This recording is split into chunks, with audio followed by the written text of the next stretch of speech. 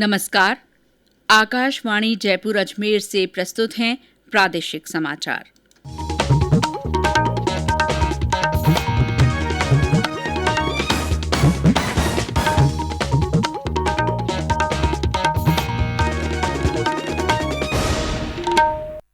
मुख्य समाचार।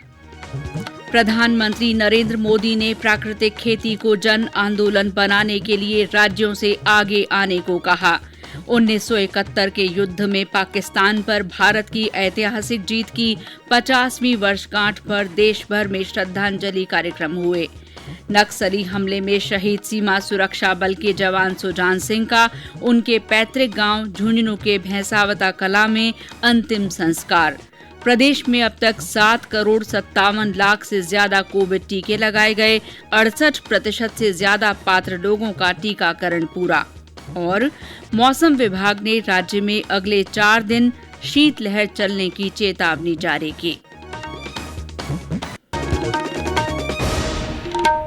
समाचारों के साथ मैं Sheila Chawla.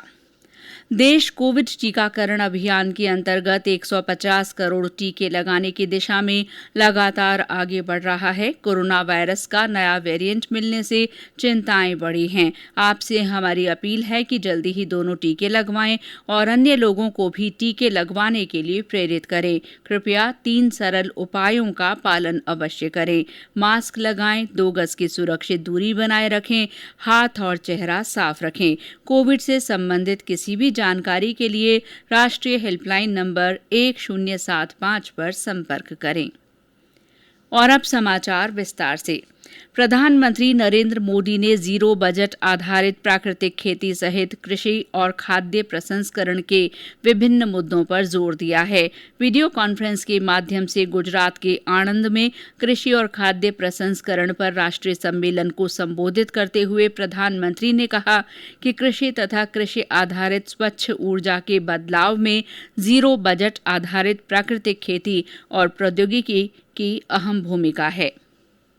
Climate change summit में मैंने दुनिया से लाइफस्टाइल फॉर एनवायरनमेंट यानी लाइफ को ग्लोबल मिशन बनाने का आह्वान किया। 21वीं सदी में इसका नेतृत्व भारत करने वाला है, भारत का किसान करने वाला। आइए आजादी के अमृत महोत्सव में मां भारती की धरा को रासायनिक खाद और कीटनाशकों से मुक्त करने का संकल्प ले।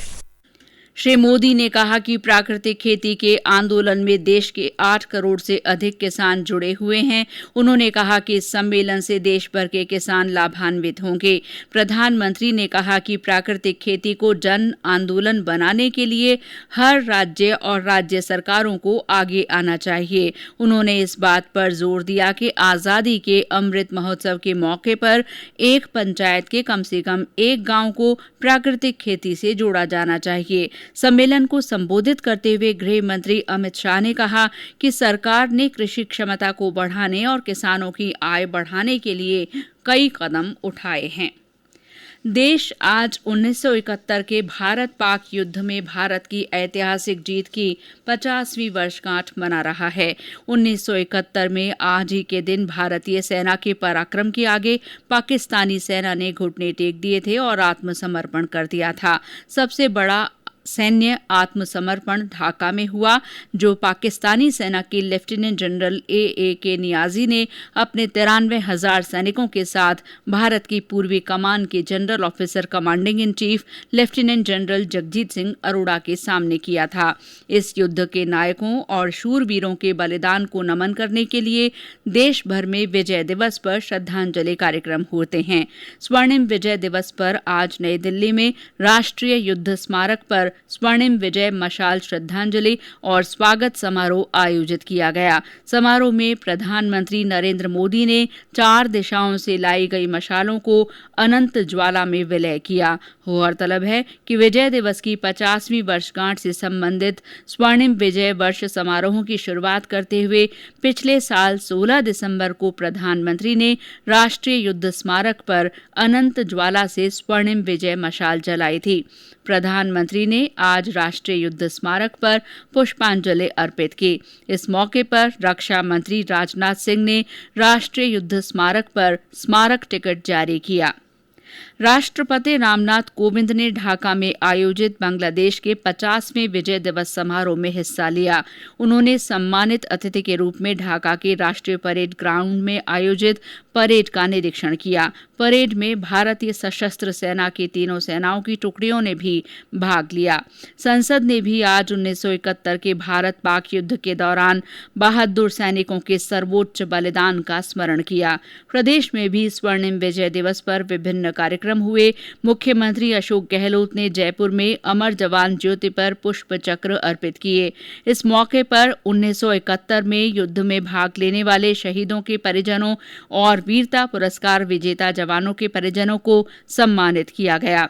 मुख्यमंत्री ने इस मौके पर शहीद सैनिकों और अधिकारियों के परिवारों के एक सदस्य को नियुक्ति देने के नियमों में 31 दिसंबर 1971 तक के शहीदों के आश्रितों को भी शामिल करने की घोषणा की।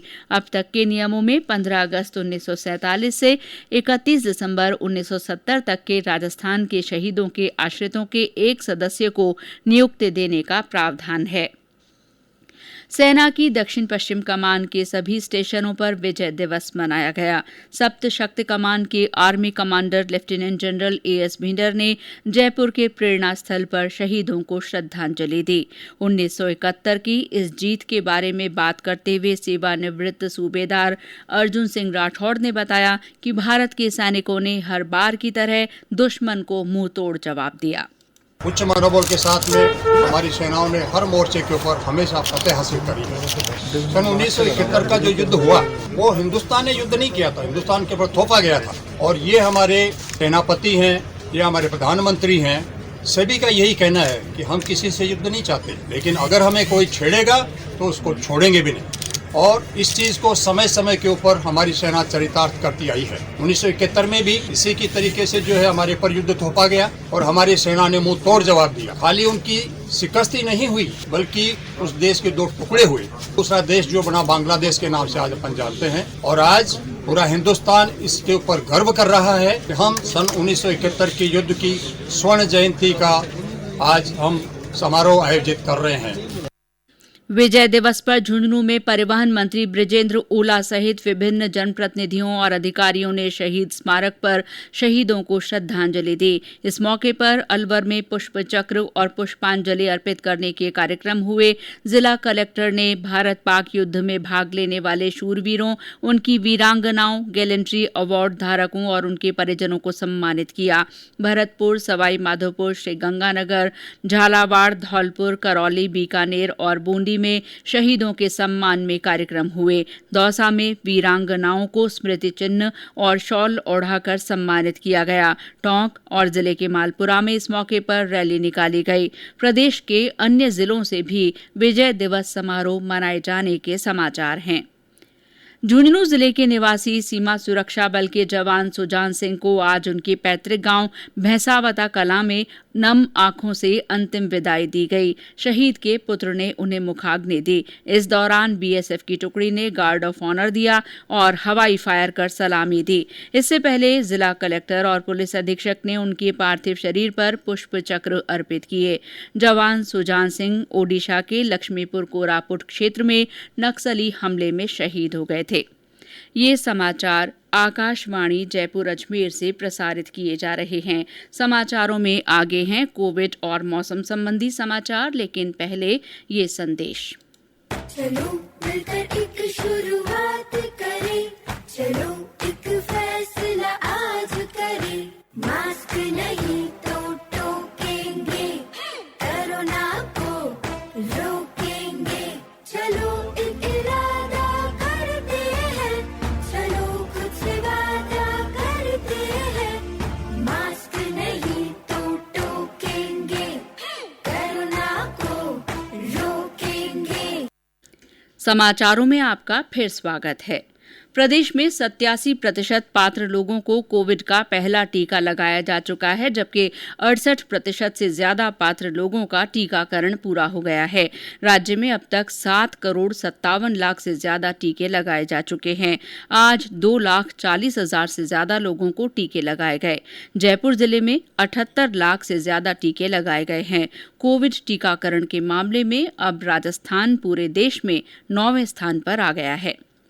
देश में पिछले 24 घंटों में 7,974 नए मरीजों में कोविड संक्रमण की पुष्टि हुई, जबकि 7,948 मरीज स्वस्थ हुए हैं। कोविड से स्वस्थ होने की दर 98.38% हो गई है। इस बीच राज्य में आज कोविड के 26 नए मामले सामने आए हैं। जयपुर जिले में 11 लोगों में कोविड संक्रमण की पुष्टि हुई। इसके अलावा जोधपुर में 6, बाड़मेर में 3 और अजमेर, भीलवाड़ा तथा उदयपुर में 2 मामले मिले हैं। राज्य में सक्रिय मरीजों की संख्या 267 हो गई है।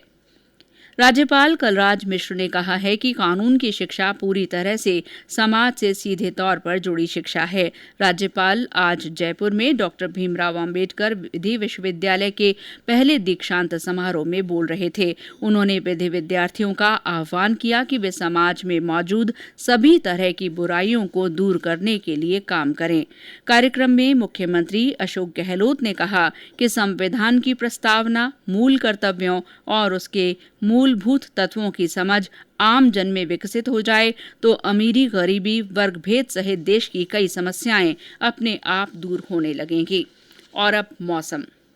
राज्य में तापमान में उतार चढ़ाव के बीच आज कई स्थानों पर बादल छाने और ठंडी हवाओं से सर्दी का असर तेज हो गया है। पिछले 24 घंटे में ज्यादातर स्थानों पर अधिकतम तापमान में 4 डिग्री सेल्सियस तक की गिरावट दर्ज हुई है।